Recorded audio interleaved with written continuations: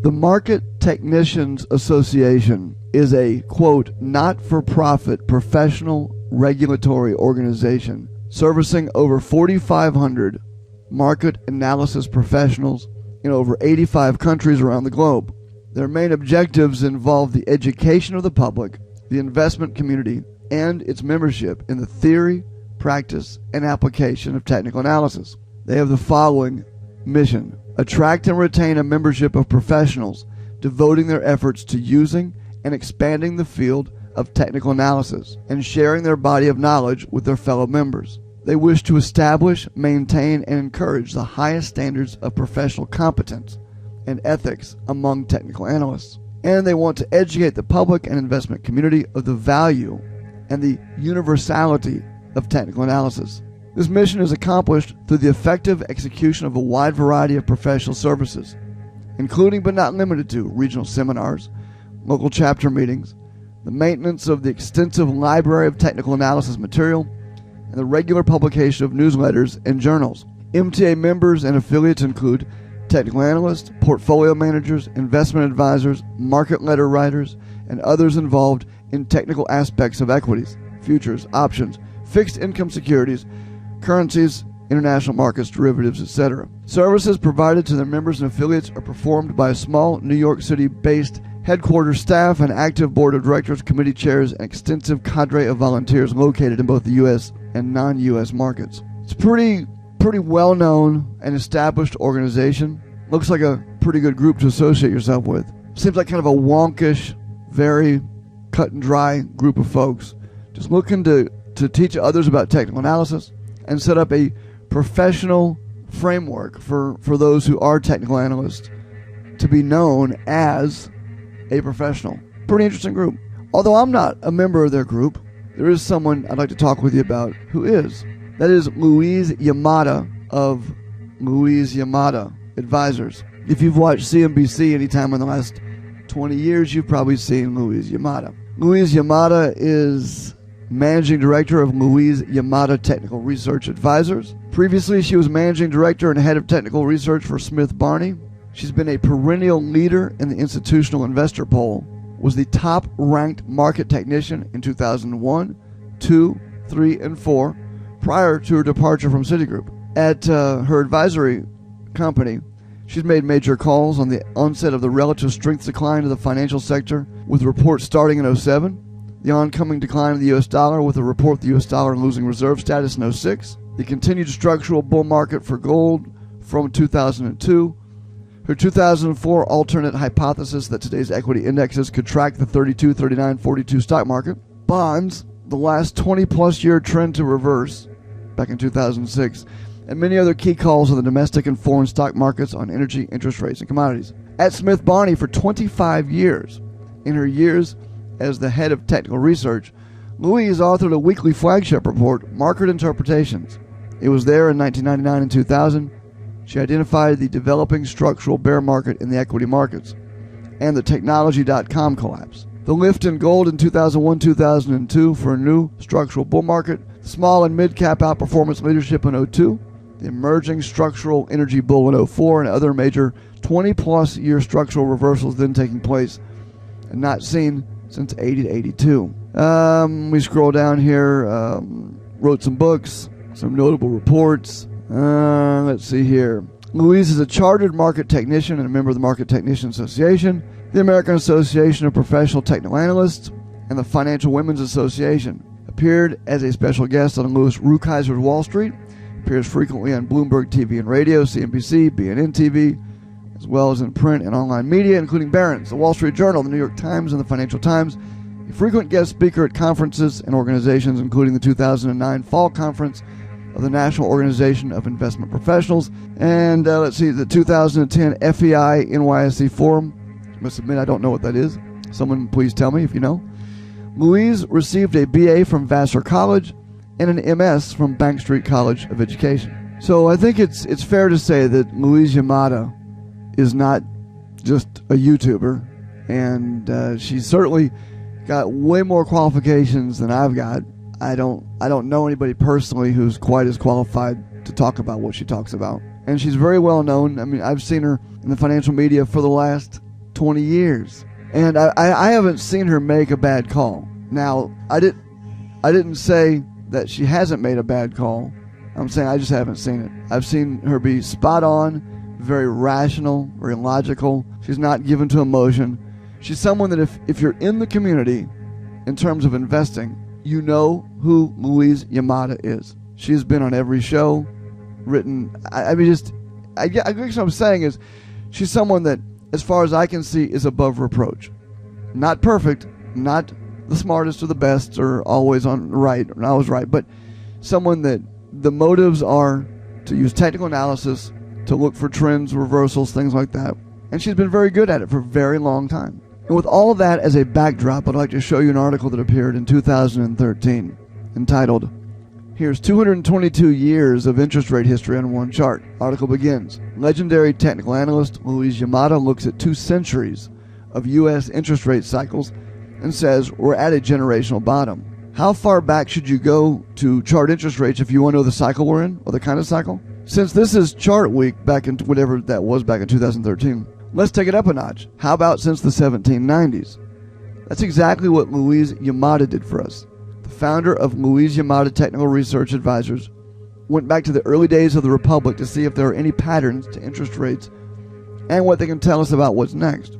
And Yamada says, now we will see the start of higher interest rates for the next couple decades. Charting 222 years of U.S. interest rates, Yamada sees 7 completed major periods lasting between 22 and 37 years. 3 periods had rising interest rates and 4 had falling interest rates. She sees now as the start of the 8th period, which makes it the 4th rising interest rate cycle in American history. For more recent data, 1977 to today, Yamada uses the yearly close for the 30-year Treasury bond.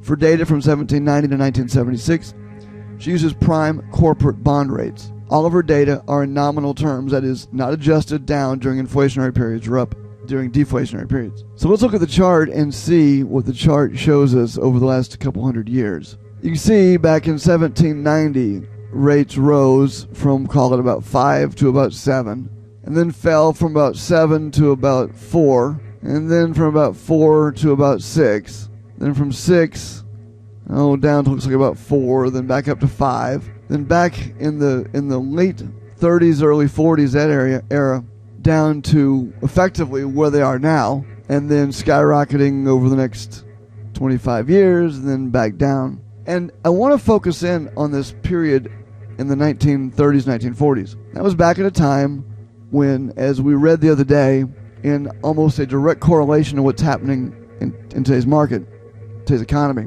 you had the wholesale sell-off of entire asset classes, and you had the contraction of the money supply, right along with falling interest rates, as we've seen today. And if you went back into the 1930s, 1940s, I promise you, I don't care who you are today and what you think you know and how smart you think you are, you didn't live through the Depression. You have no clue. None of us has any clue what that environment was like. There's no one alive today that can tell you what it was like to walk the streets during the Great Depression.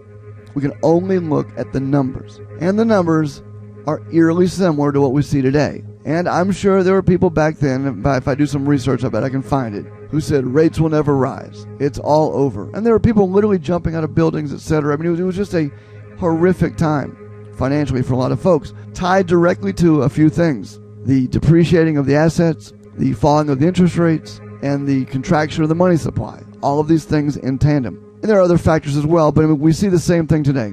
Contraction of the money supply, decreasing interest rates, and falling assets. And the assets that fell would include the U.S. stock market had it not been for quantitative easing.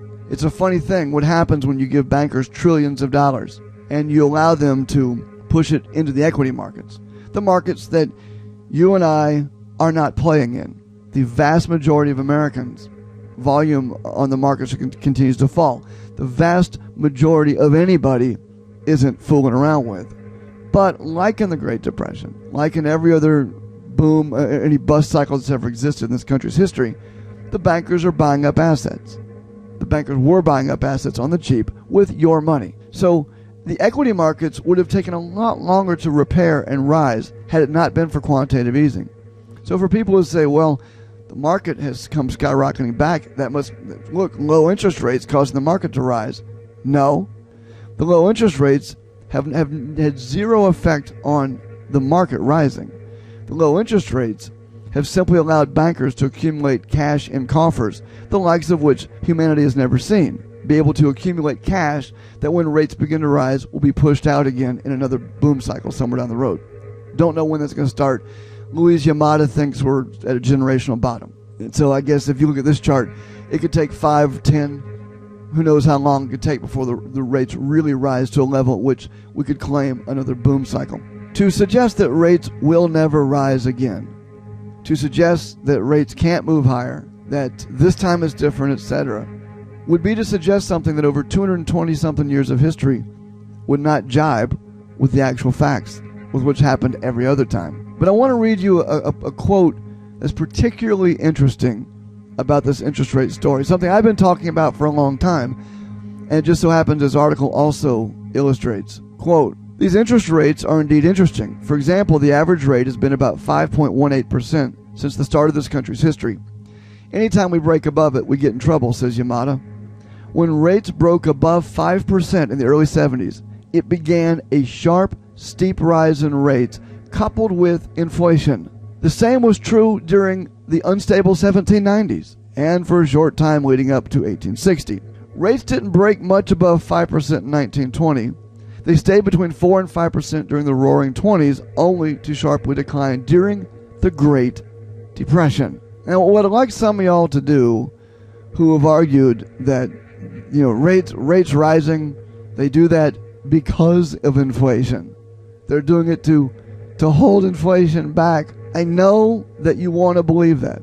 I know you'd like to argue it. I know many of you believe that you're latter-day economists. You got it all figured out.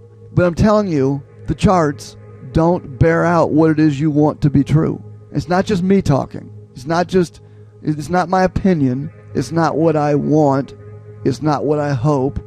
It's not what I'm rolling the dice that this time is going to happen. It's what has happened.